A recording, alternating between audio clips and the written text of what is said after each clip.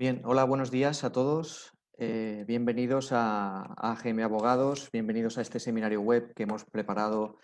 desde el Departamento Civil y Procesal de AGM Abogados, tanto en la oficina de Barcelona como la oficina de Madrid. Me presento, soy Miguel Morales, abogado, responsable del área civil y procesal del despacho aquí en Barcelona. Y hoy vamos a explicaros, junto con mi compañero de la oficina de Madrid, el socio Gregorio River, bueno, unas cuantas cuestiones que pueden ser de vuestro interés y que son de vuestro interés seguro, relativas a la afectación en el ámbito civil y mercantil de esta situación tan anómala, tan extraordinaria y tan grave que estamos viviendo en nuestro país en estos momentos como consecuencia de la crisis sanitaria y de la declaración consiguiente del estado de alarma por parte del Gobierno. En primer lugar, también enviar un recuerdo y un saludo y un abrazo a todos aquellos que estén padeciendo esta enfermedad, a todos vuestros familiares que puedan estar padeciendo esta enfermedad. Agradeceros una vez más que estéis aquí con nosotros para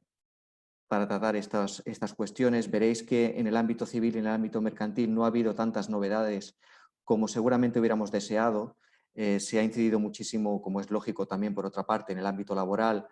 regulando los expedientes de regulación de empleo temporal y otras medidas para evitar pues, el colapso en las relaciones laborales en el mundo, en el sector empresarial de nuestro país, pero no se ha entrado tan a fondo o no se ha entrado en absoluto en muchas cuestiones como pueden ser las cuestiones fiscales en cuanto a plazos y demás, y tampoco en las cuestiones contractuales que vamos a tocar a continuación. Bueno, vamos a tratar especialmente aspectos como las relaciones en los contratos de alquiler. Vamos a tratar también un poquito si estamos incumpliendo el contrato, si no podemos suministrar o no podemos prestar el servicio que teníamos, al que nos habíamos comprometido de cara a nuestros clientes, si esta situación afecta o no afecta al vencimiento de nuestras obligaciones de pago o a las obligaciones de pago de nuestros clientes.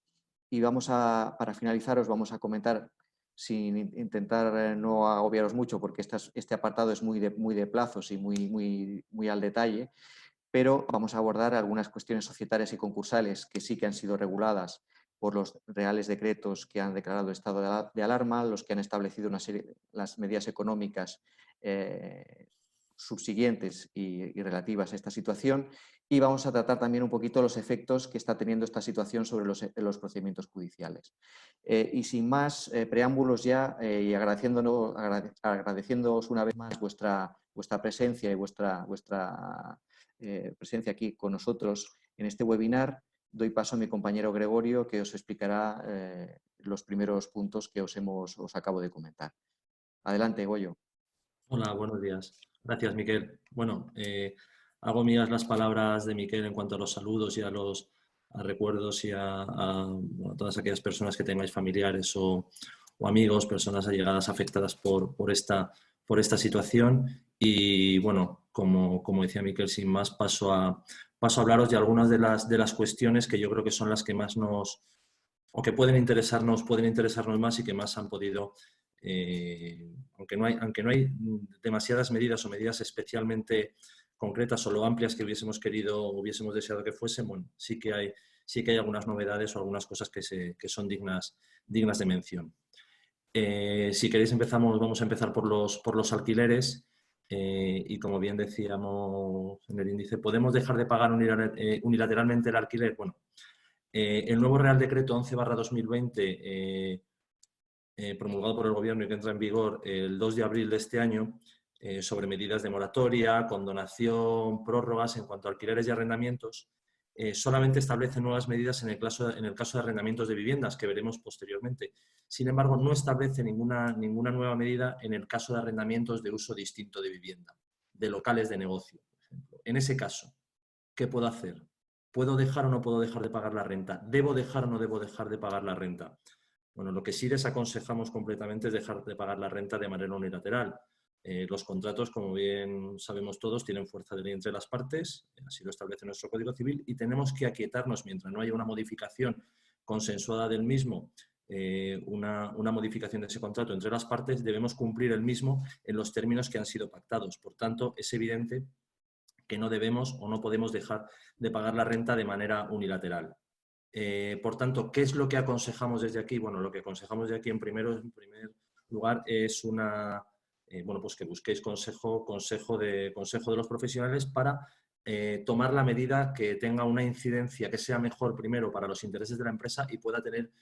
una menor incidencia negativa en la misma. Por tanto, lo primero que debemos hacer es analizar cuál es la afectación real de la situación del COVID-19 a nuestra compañía, sobre todo respecto al alquiler, y prever cuánto tiempo vamos a estar con una facturación menor, una facturación anormal o una actividad anormal, para poder establecer o poder llevar un plan que podamos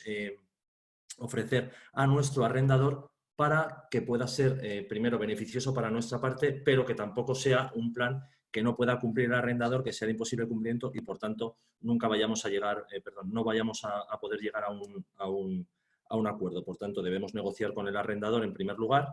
Tendríamos que hacer una propuesta lo más concreta posible y lo más razonada posible. Es decir, tampoco podemos valernos de esta situación del COVID-19 para decir, bueno, no pago la renta o no pago nada. No, una situación, es decir, una propuesta razonable y razonada. Y lo que siempre, y esto tiene que quedar muy claro, ese acuerdo debemos formalizarlo por escrito. Porque si no lo formalizamos por escrito, nunca vamos a poder hacerlo valer después cuando haya un conflicto, quizás para resolver ante los tribunales, no vamos a poderlo hacer valer. Las palabras a los tribunales no llegan, lo que llegan son los documentos escritos. Pero ¿qué pasa si a pesar de todo esto no podemos llegar a un acuerdo con nuestro arrendador y la situación es tan insostenible que debemos dejar de pagar la renta? Bueno, lo veremos también cuando veamos otro tipo de contratos, pero en este caso, a pesar de que no lo aconsejamos en un primer momento ni de manera unilateral, sí es cierto que hay algunas vías por las que nuestra normativa, nuestro Código Civil en este caso, y la doctrina de nuestros tribunales sí nos lleva a poder optar por otras medidas. Es decir, si llegamos a una situación que está causada por una situación, en este caso, valga la redundancia, imprevisible o imprevista e inevitable, como es en este caso el COVID-19, el propio artículo 1105 del Código Civil establece que si es por esas causas se podrá dejar de dar cumplimiento a nuestras obligaciones. Eso sí, tendremos que hacerlo luego valer ante un tribunal y ver que esa es la causa real que nos lleva al impago y que además es imprevisible e inevitable. También, por otro lado, está la doctrina del Tribunal Supremo, la doctrina rebus sic stantibus, en la que dice que como se han modificado por una causa de fuerza mayor, se han modificado las condiciones en las que se pactó ese contrato, ya no son las mismas, ese contrato podrá quedar en suspenso de la manera que deba quedar, bien con una moratoria, bien con bajadas de renta, con lo que sea, o bien una suspensión total del contrato mientras dure esa situación de fuerza mayor. Pero, como os digo, esto es algo excepcional y realmente habría que explicarlo ante un tribunal y acreditar, esa situación de manera expresa para poder hacerla valer.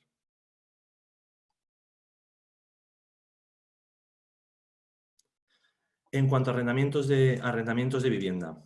aquí sí que ha habido novedades. El Real Decreto 11/2020 de 31 de marzo sí establece una serie de novedades en cuanto a los arrendamientos de vivienda. Si bien es cierto que los establece para un determinado colectivo, pero esto sí puede afectar tanto a ese colectivo como a los arrendadores, que es donde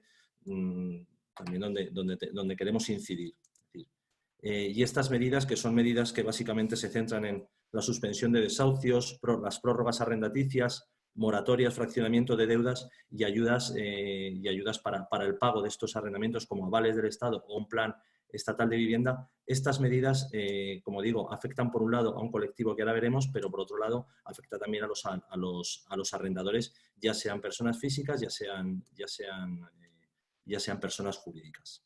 En cuanto a estas medidas que iremos viendo, según vayamos respondiendo a las preguntas, tal cual vienen en la presente diapositiva, ¿quiénes pueden acogerse a estas medidas aprobadas relativas a los contratos de arrendamiento de vivienda? Pues en primer lugar, lo que dice el Real Decreto es que a estas medidas pueden acogerse las personas que se encuentren en situación de vulnerabilidad económica. ¿Y qué se entiende por vulnerabilidad económica? ¿Cuáles son los requisitos que debe cumplir? En primer lugar, que el arrendatario pase a estar en una situación de desempleo definitiva o temporal, bien que haya sido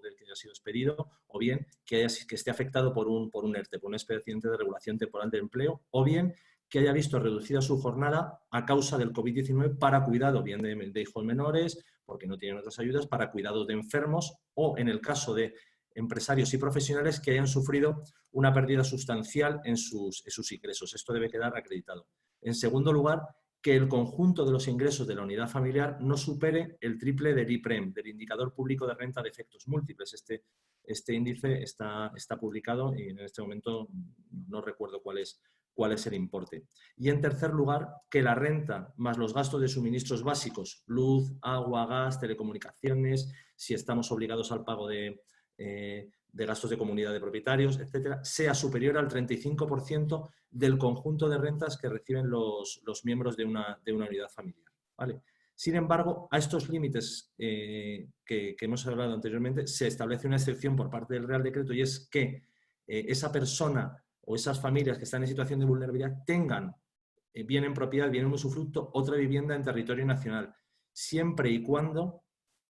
esa vivienda esté disponible, porque si esa vivienda no está disponible, por ejemplo, porque por procedimiento de divorcio el uso de la vivienda esté otorgado al otro cónyuge, si no está disponible no se aplicaría esta excepción. Entendemos que habría otra excepción que, aunque no viene recogida así, yo entiendo que sería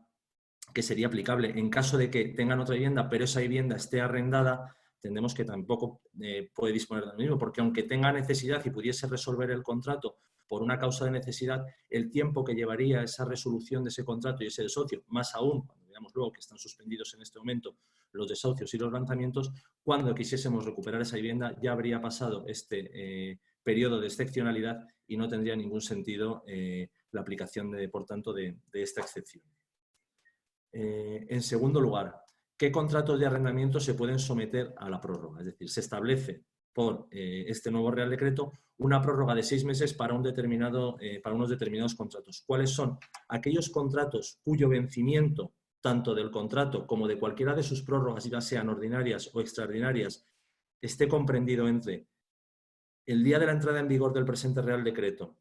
y 2 meses después del levantamiento del estado de alarma, es decir, todos los contratos que venzan en ese periodo de tiempo se pueden prorrogar perdón, durante 6 meses, y el arrendador estaría obligado a mantener las condiciones de renta durante esos 6 meses de prórroga. ¿Vale? Por tanto,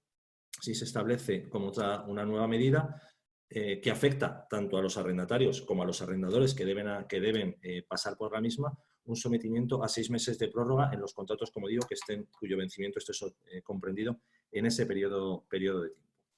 Otra pregunta importante es: ¿se puede solicitar el aplazamiento del pago de la renta y siempre debe concedérseme ese aplazamiento de la renta? Bueno, aquí hay 2 supuestos que veremos ahora un poquito más adelante. Si el arrendador es un gran tenedor o una entidad pública de vivienda, o bien no es un gran tenedor, pero sin embargo siempre, en cualquiera de los 2 casos, sí se tienen que dar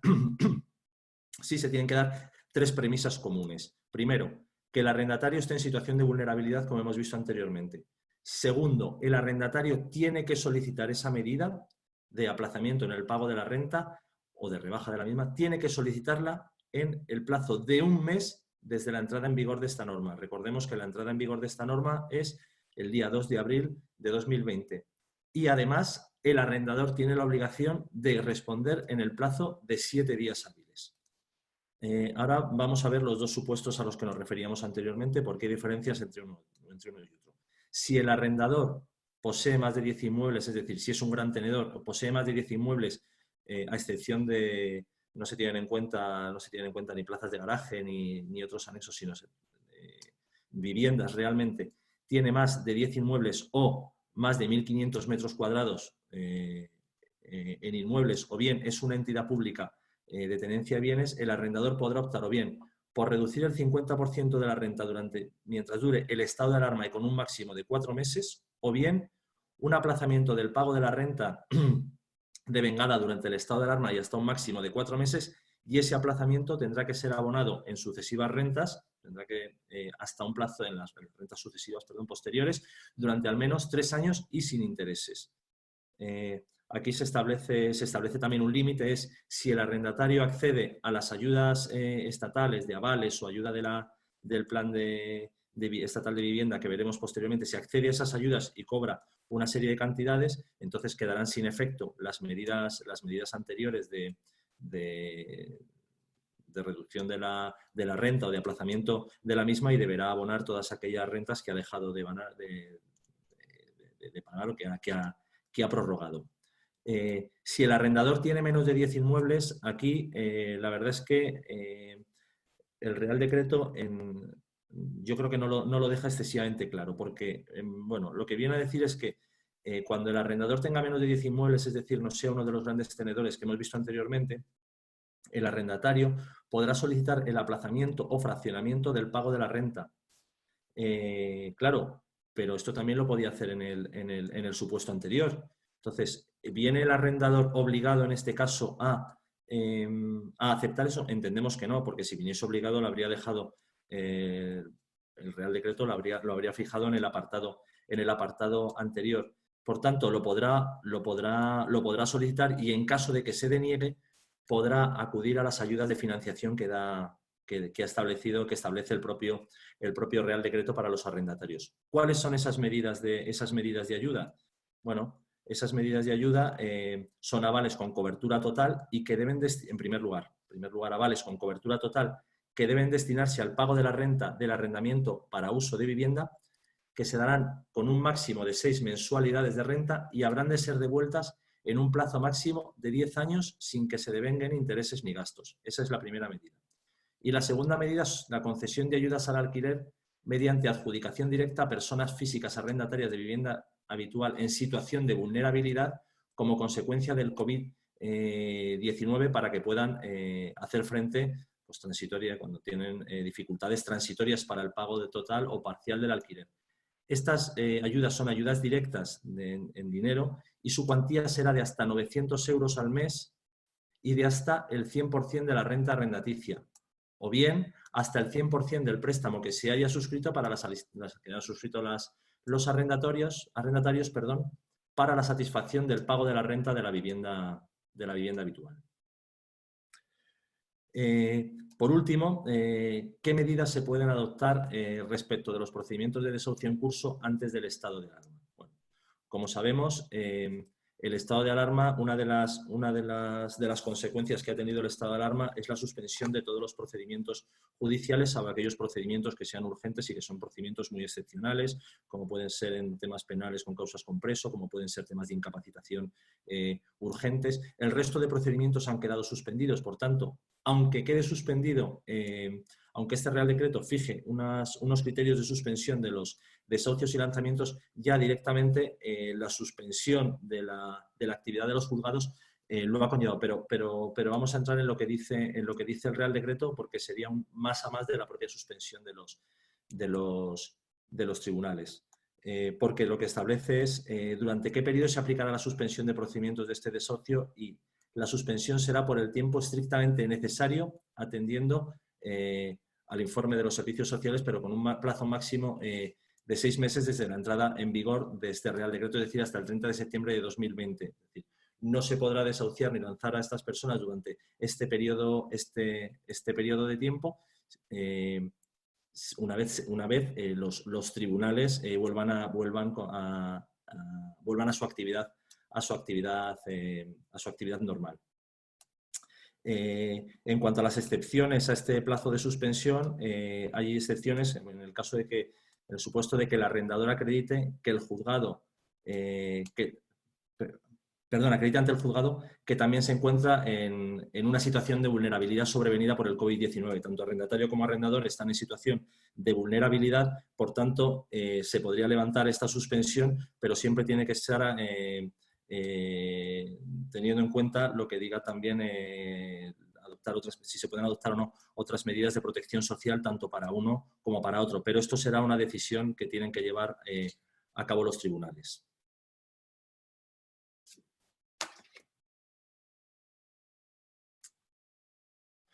En cuanto a los contratos, en cuanto al resto de contratos de suministro de productos o bien de servicios. Bueno,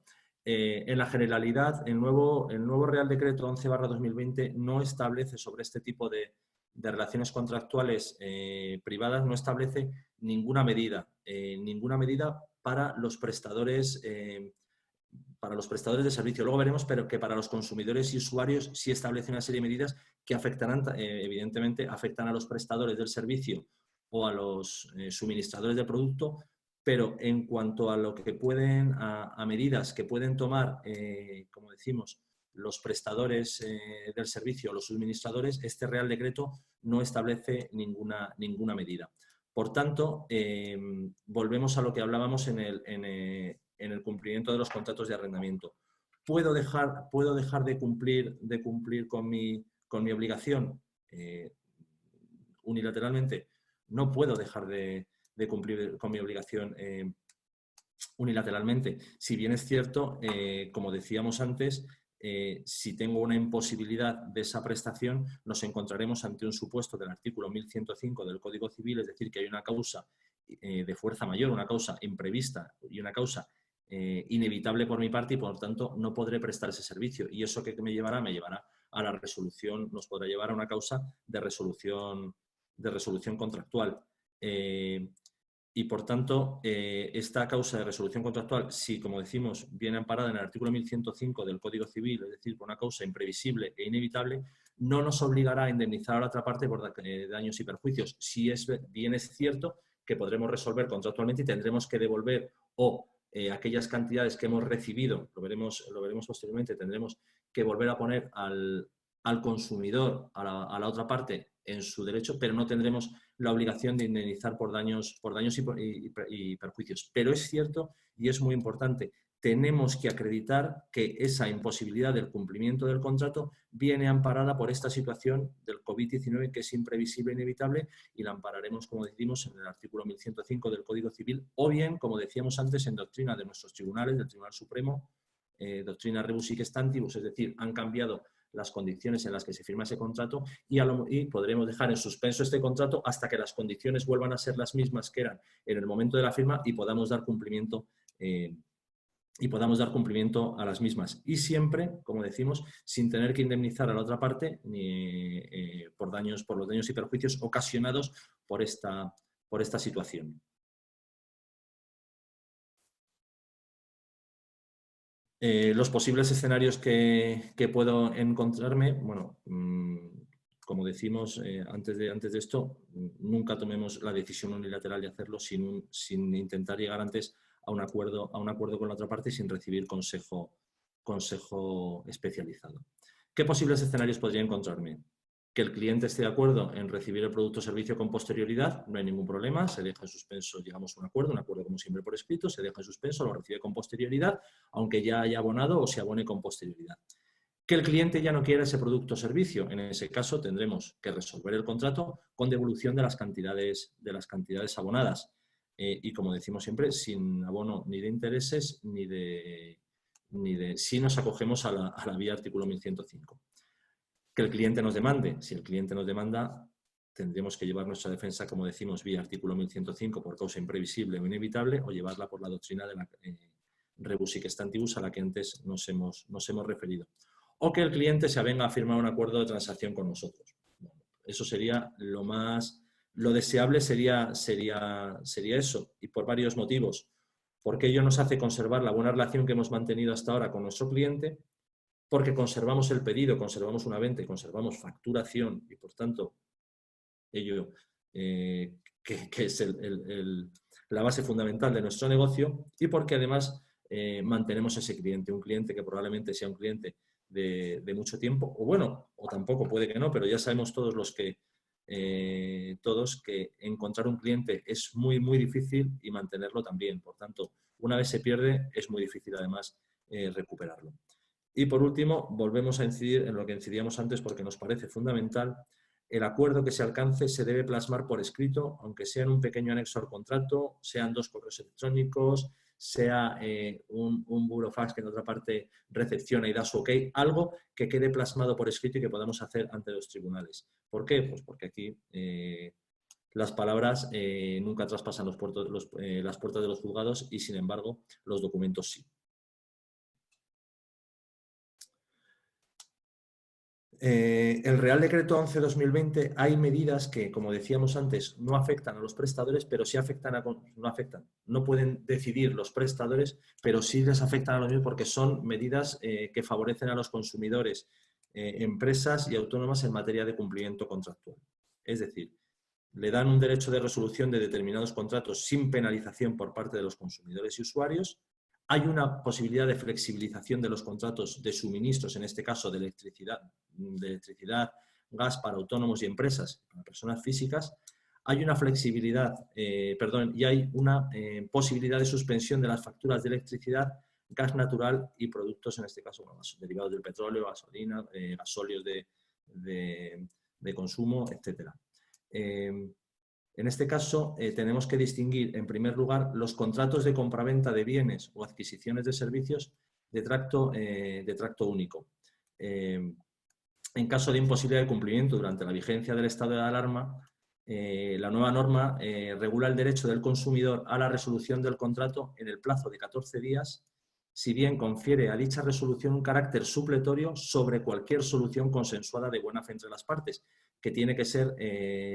anterior. Tiene que ser anterior, y lo que dice este Real Decreto es que se entenderá que no hay acuerdo entre las partes una vez hayan transcurrido 60 días desde la imposibilidad de ejecución del contrato sin que concurra aceptación de las partes de las propuestas de revisión. Es decir, si las partes, lo que viene a decir el Real Decreto es que conmina a las partes a que lleguen a un acuerdo, pero desde el momento en que hay una imposibilidad de la ejecución del contrato, si pasan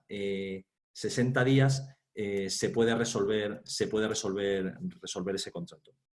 En los supuestos en que el cumplimiento del contrato resulte imposible, el empresario estará obligado a devolver las sumas abonadas por el consumidor usuario, salvo los gastos en que haya incurrido, que deben quedar debidamente desglosados y facilitados al consumidor.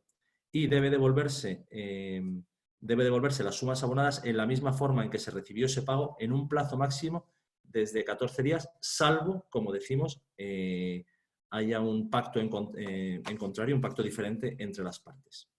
En cuanto a los contratos de prestación de servicios de tracto sucesivo, es decir, aquellos en los que se pagan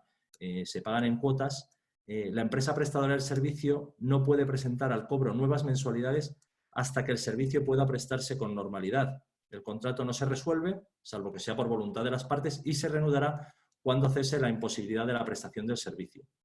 En cuanto a las mensualidades que ya han sido abonadas, salvo acuerdo entre las partes para recuperación del servicio a posteriori y otras formas de pago, otras formas de solventar la situación, el empresario deberá devolver al consumidor la parte correspondiente al servicio no prestado o, si el consumidor acepta, la minoración de esas futuras cuotas.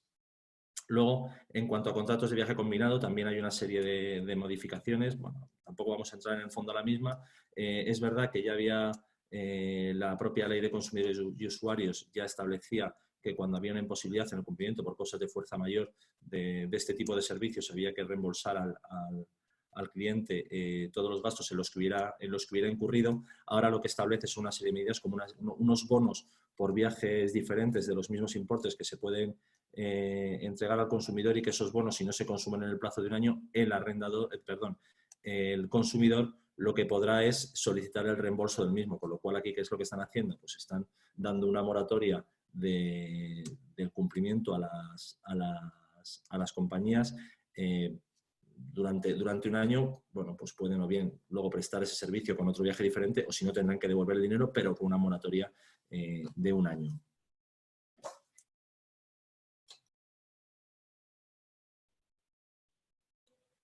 En cuanto a las facturas y a su vencimiento, pues bueno, yo creo que ha quedado claro si se deben abonar o no se deben abonar las facturas. Ya hemos dicho que, salvo que haya pacto en contrario o que estemos en uno de los supuestos a los que nos hemos referido en las medidas que se han tomado a favor de consumidores y usuarios, las facturas deben abonarse a su vencimiento. Y cualquier acuerdo o cualquier decisión que se tome en contra de esto, lo mejor es que sea consensuada entre las partes y que, como decimos, se plasme en un escrito. Y se plasme en un escrito, como hemos dicho antes, para que tenga validez, poder hacerlo valer posteriormente ante los tribunales, incluso también porque ello tendrá connotaciones tributarias, es decir, si bajamos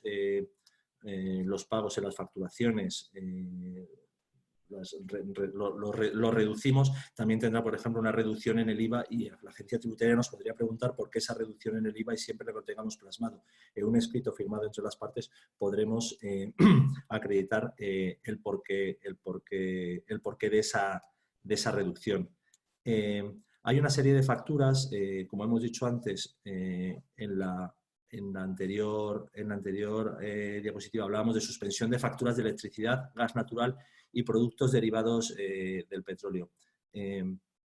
este caso, el Real Decreto establece, en cuanto al pago de las facturas de electricidad, pago de las facturas de consumo, mientras esté en vigor el estado de alarma, dice el propio Real Decreto que los suministros bajo la titularidad de autónomos y pymes que acrediten dicha condición podrán solicitar a su comercializador, por medios que no supongan desplazamiento físico, la suspensión del pago de facturas que correspondan a periodos que contengan días integrados en el estado de alarma por todos sus conceptos facturados. Y en este caso las comercializadoras quedarán eximidas del pago, de la obligación del pago de abonar el peaje de acceso a las redes de transporte y distribución hasta que el consumidor vuelva a abonar la factura completa, pero quedan obligadas a comunicar a las distribuidoras de los suministros que están bajo esta circunstancia. Es decir, que podemos suspender el pago de las facturas de suministros y además las empresas suministradoras tampoco podrán suspender el suministro, en este caso, de luz o de gas, en el caso de suministros necesarios. Yo creo que estas son las medidas que nos pueden afectar valga la redundancia, en mayor medida y que son las que establece, como decía Miguel hace un momento, no son tantas las que se dan en este Real Decreto, pero bueno, sí son unas cuantas y creo que conocerlas no está de más porque nos va a ayudar a tomar las decisiones que sean las más convenientes para nuestra empresa en cada momento y de verdad siempre intentad tener asesoramiento profesional en este sentido porque va a ser muy importante. Muchas gracias. Quedo si queréis hacer alguna pregunta posteriormente cuando finalice la exposición. Os paso con mi compañero Miquel, que os va a hablar de temas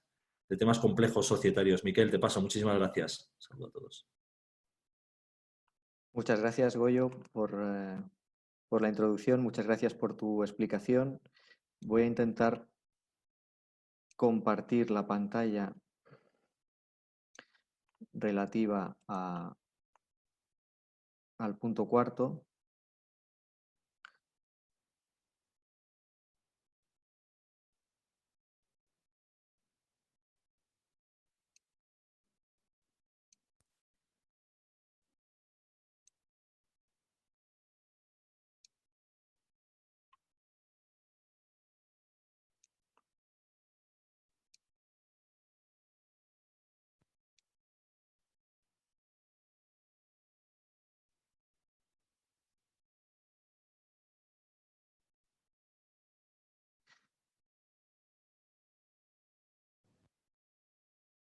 Bien,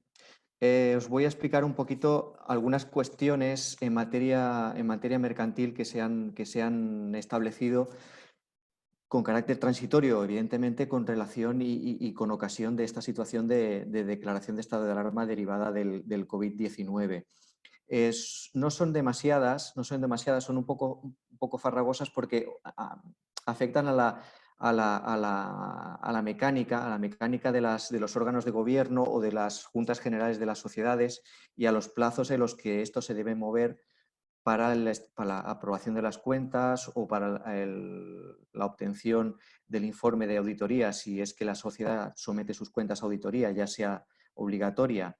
porque serán los requisitos que establece el Código de Comercio para que las cuentas sean sometidas a una auditoría obligatoria, o bien una auditoría voluntaria a la que la sociedad se ha querido someter pues, a los efectos que sean, a efectos de control, mejor control de las cuentas para ella misma, o mejor control de las cuentas para tranquilidad de los socios, o mejor control de las cuentas de cara a terceros como pueden ser los bancos a la hora de refinanciar líneas o renovar líneas, pólizas de crédito, etcétera, etcétera.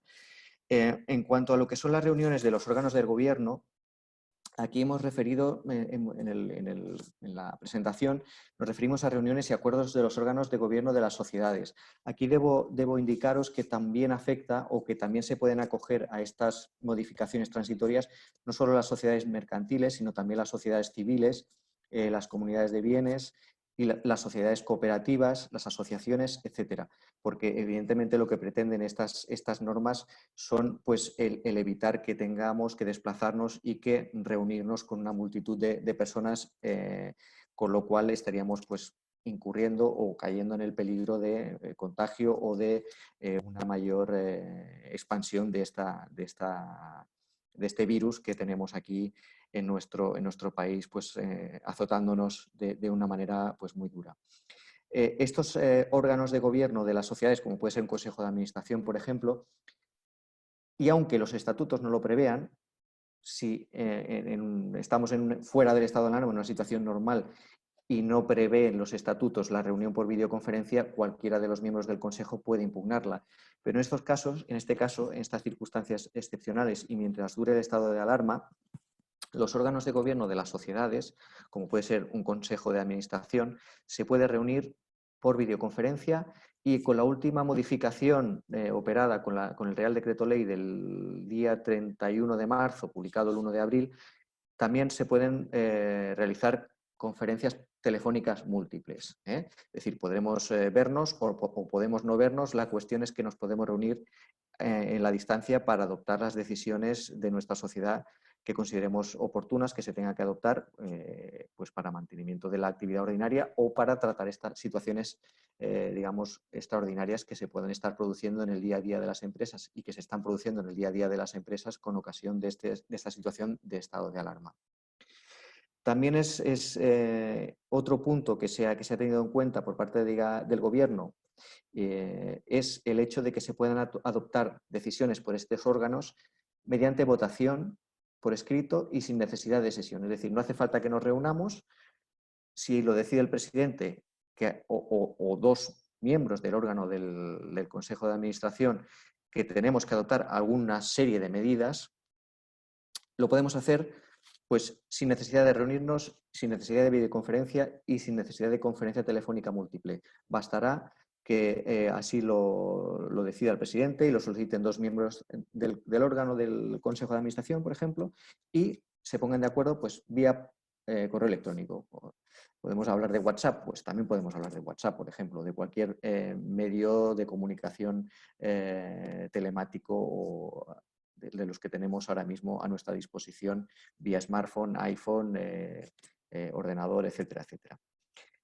Estos acuerdos o estas sesiones se entienden celebradas y adoptados los acuerdos en la sede de la sociedad, a efectos de impugnaciones, de efectos de a qué juzgado tendríamos que acudir en caso de una impugnación o para respetar la obligación legal de que estos acuerdos se tienen que adoptar en la sede social. Es decir, la ley establece la presunción de que todos estos acuerdos se han realizado en la sede de la sociedad. En cuanto a las cuentas anuales, pues aquí también se establecen una serie de circunstancias que nos permitirán formularlas una vez pasado el estado de alarma. Como bien sabéis, las cuentas anuales tienen que formularse por el órgano de administración dentro de los 3 meses siguientes a la finalización del ejercicio social correspondiente. Es decir, en las cuentas anuales del ejercicio del 2019, si nuestra sociedad va por años naturales, que es una gran mayoría de las sociedades, sus ejercicios contables coinciden con el año natural, y el plazo que teníamos para formular las cuentas era hasta el 31 de marzo, ahora ese plazo de 3 meses íntegro empezará a contar a partir de la finalización del estado de alarma. Es decir, que si el estado de alarma finalizara, que parece que no va a ser así, o al menos en su totalidad, el 14 de abril, tendremos 3 meses enteros para formular estas cuentas. Ahora bien, si ya las habíamos formulado, pues tras el fin del estado de alarma tendremos o bien que convocar ya la Junta para aprobarlas o bien empezar a contar el plazo de 2 meses para tener lista la auditoría de cuentas y, como hemos comentado antes, pues si tenemos la obligación de someternos a esa auditoría de cuentas o nos hemos sometido a ella de manera voluntaria.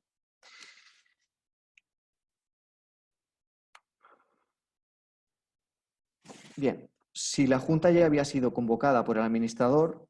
este puede modificar el lugar, la hora, el lugar y la hora y la fecha, evidentemente, de esta reunión, o puede revocar el acuerdo y lo tendrá que hacer mediante anuncio publicado en la web de la sociedad o, si no dispone de él, mediante anuncio en el Boletín Oficial del Estado. ¿Podían haberse adoptado algunas otras medidas o algunas otras formas de comunicación? Pues sí, se podía haber adoptado alguna otra medida menos gravosa si no tenemos web que la del anuncio en el BOE, como un correo electrónico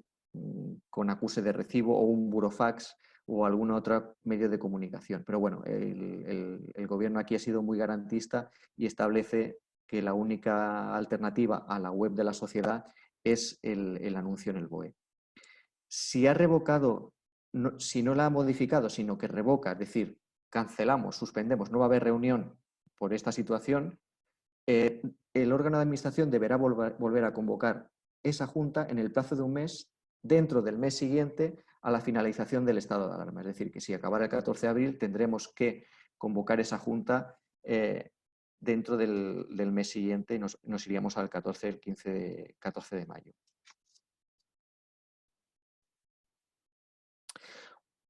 Uno de los puntos importantes en la Junta General o la Junta General Ordinaria, pues evidentemente está para aprobar o no aprobar las cuentas anuales, la gestión social y la aplicación del resultado. Aquí, como tenemos unas circunstancias económicas pues, que nos van a hacer bastante daño en la cuenta de resultados, en nuestra tesorería, en nuestra liquidez, probablemente a la tesorería, a la liquidez de muchas compañías y a las previsiones, en este sentido, de muchas de nuestras empresas, el gobierno pues, ha estado, digamos, un poquito sensible, por una vez, respecto a las empresas y permite que, aunque hayamos formulado las cuentas y hayamos enviado una convocatoria y en esa convocatoria, pues ya, y en la memoria de esas cuentas y en la convocatoria ya estamos adelantando, pues que habíamos, como órgano de administración, propuesto un reparto de dividendos, ahora, atendida esta circunstancia, el administrador de la sociedad o el consejo de administración, el órgano que formula las cuentas, puede decidir modificar justificadamente, y justificadamente se entiende en atención a las circunstancias sobrevenidas derivadas de la situación de estado de alarma y la consiguiente generación de una cierta más o menos grave crisis económica en el seno de la compañía,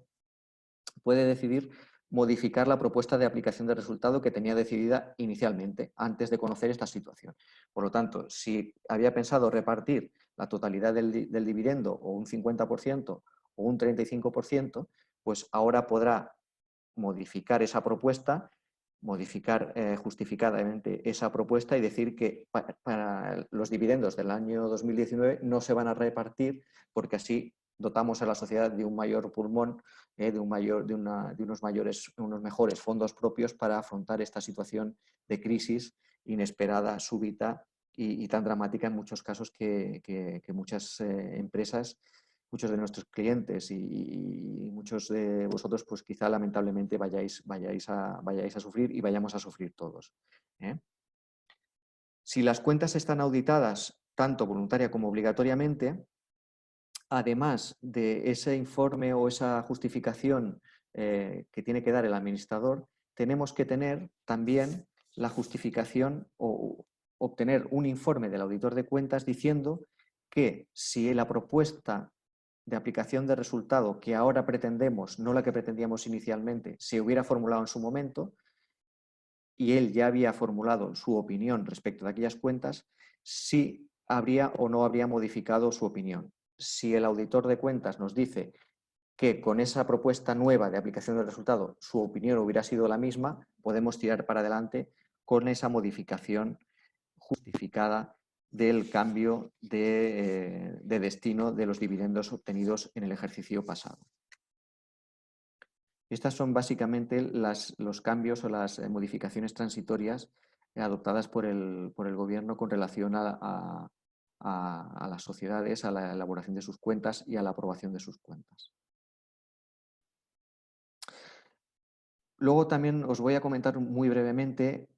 unos aspectos concursales y unos aspectos registrales. Los aspectos concursales son básicamente dos. Si nuestra sociedad en el mes de a principios del mes de marzo o a principios o en el mes de febrero, antes de que el gobierno declarara estado de alarma, se encontraba en situación, conforme a la ley concursal, de solicitar un concurso de acreedores, es decir, si nos encontrábamos ante una situación de insolvencia o una situación de insolvencia inminente, ya sabéis que la ley concursal establece que el administrador tiene 2 meses para solicitar el concurso de acreedores. Pues bien, este plazo de 2 meses no cuenta, es decir, el estado de alarma ha interrumpido este plazo de 2 meses y vuelve a contar íntegramente a partir de la finalización del estado de alarma. Es decir, que si estábamos en situación de concurso antes de la declaración de estado de alarma o hemos incurrido en situación de insolvencia durante el estado de alarma, como los juzgados están paralizados, como veremos a continuación, y los plazos judiciales están también suspendidos, no tenemos que ir ahora mismo corriendo al juzgado a solicitar el concurso de la empresa, sino que lo podremos hacer en los 2 meses subsiguientes a la terminación del estado de alarma. Lo mismo ocurre con las situaciones de preconcurso, el llamado preconcurso. Si estábamos en situación de negociar o estábamos negociando una refinanciación de nuestras deudas o un convenio de acreedores, etcétera, y esta situación de estado de alarma sobrevenida se ha producido en el interín en el que tenemos esa situación de preconcurso. Ya sabéis que el preconcurso es aquella situación de negociación por la cual tenemos 3 meses para realizar ese acuerdo de alcanzar o tratar de alcanzar esos acuerdos de refinanciación o ese convenio de acreedores, y después, si no lo hemos alcanzado, tenemos 1 mes, es decir, tenemos 3 meses más 1 para solicitar el concurso de acreedores. Si se nos ha echado encima esta situación de estado de alarma, el plazo para solicitar el concurso de acreedores empezará a contar una vez finalizado el mismo.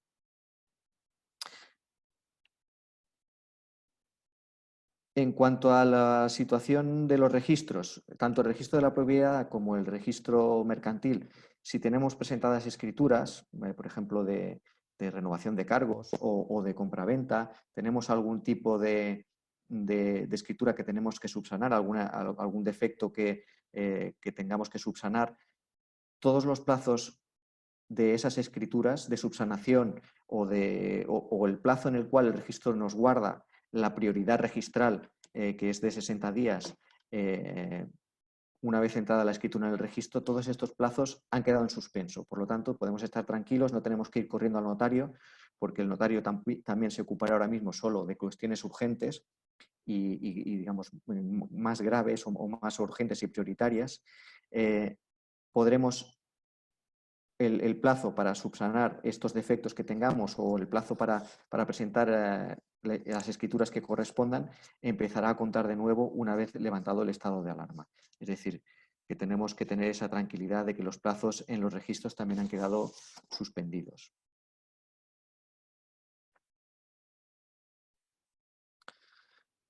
En cuanto a los plazos o los efectos sobre los procedimientos judiciales, como ya sabréis todos vosotros, ya llevamos bastantes días aquí de confinamiento, la verdad, los juzgados han suspendido toda su actuación. Todas sus actuaciones, es decir, han quedado suspendidas las audiencias previas, han quedado suspendidas las vistas, han quedado también suspendidas las diligencias testificales, cualquier diligencia judicial, los apoderamientos a pudacta que se tienen que verificar delante del juez. Todas estas diligencias y todas estas actuaciones han quedado en suspenso.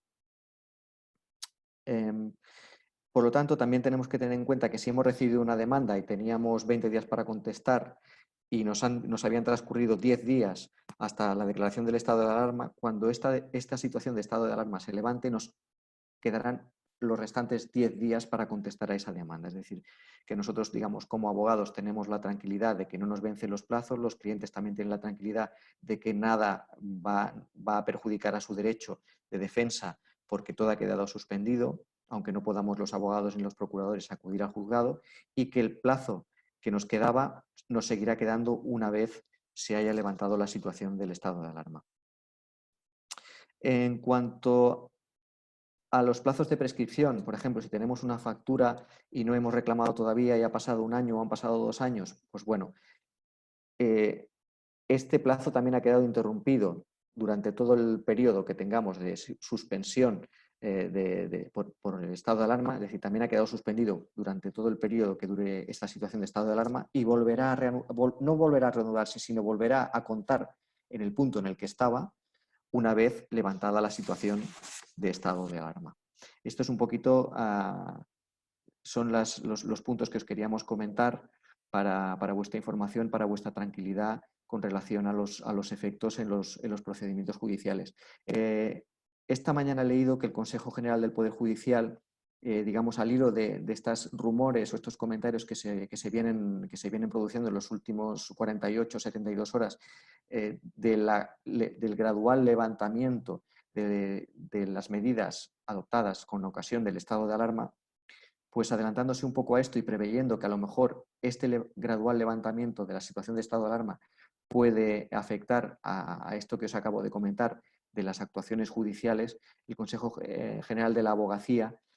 ha propuesto una serie de medidas para evitar que se produzca ningún tipo de indefensión a los clientes, ya sean particulares, ya sean empresas, y vamos a tener que estar atentos a si el próximo jueves el Congreso establece algún tipo de medidas o el Gobierno, el Consejo de Ministros establece algún tipo de medidas ya de paulatino levantamiento de todas estas cuestiones. En todo caso, tendremos que estar expectantes y evidentemente nos tenéis aquí para manteneros al día a través de próximos webinars o a través de los artículos que vamos realizando, vamos colgando en la web y compartiendo en las redes sociales y con medios de comunicación y de información, tanto jurídico como generalista, con todos vosotros. Quedamos también a vuestra disposición. Aquí tenéis nuestros contactos. El contacto mío, que es, estoy en Barcelona, mi correo electrónico es mmorales@agmabogados.com. El correo electrónico de mi compañero Goyo, que es griver@agmabogados.com. Y sin más, no sé si tenéis alguna pregunta, alguna cuestión que queráis realizarnos, pues evidentemente estamos a vuestra entera disposición. Veo que no hay preguntas. Si alguno de los participantes tiene alguna cuestión que realizarnos, pues aquí os tenemos. Lo podéis hacer, por favor, a través del apartado de preguntas. No sé si hay alguna pregunta en el chat.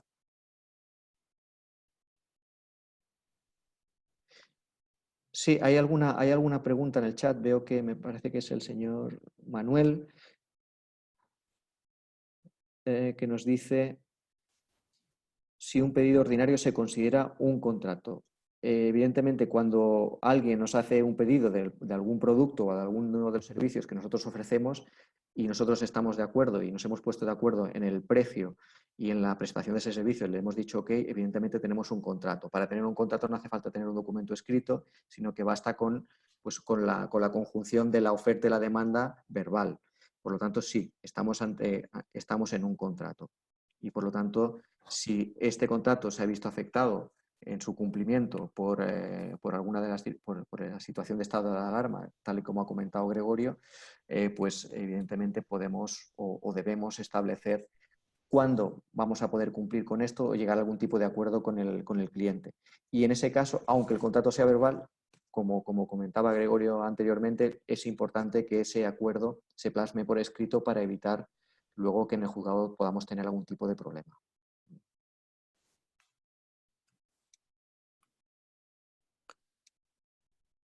Pues bien, Gregorio, no sé si tienes alguna cosa que añadir o alguna cosita más. Nada, muchas gracias, Miquel. Simplemente, bueno, agradeceros a todos vuestra presencia. Espero que haya sido interesante y que haya sido útil. Y no obstante, como decía Miquel, estamos a vuestra entera disposición para que contactéis con nosotros para cualquier cosa que podáis necesitar respecto de esto, bueno, y de otras cuestiones que os puedan surgir. Como decíamos al principio, lo mejor es que estemos todos bien asesorados por especialistas en cada ámbito, en este caso en el ámbito jurídico, para que no hagamos nada que al final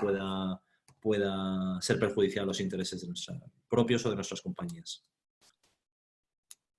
Muy bien, pues muchísimas gracias a todos Mucho ánimo y esperemos que toda esta situación vuelva a la normalidad lo antes posible y podamos recuperar el pulso de nuestra actividad diaria. Muchísimas gracias y un abrazo a todos. Muchas gracias, un abrazo.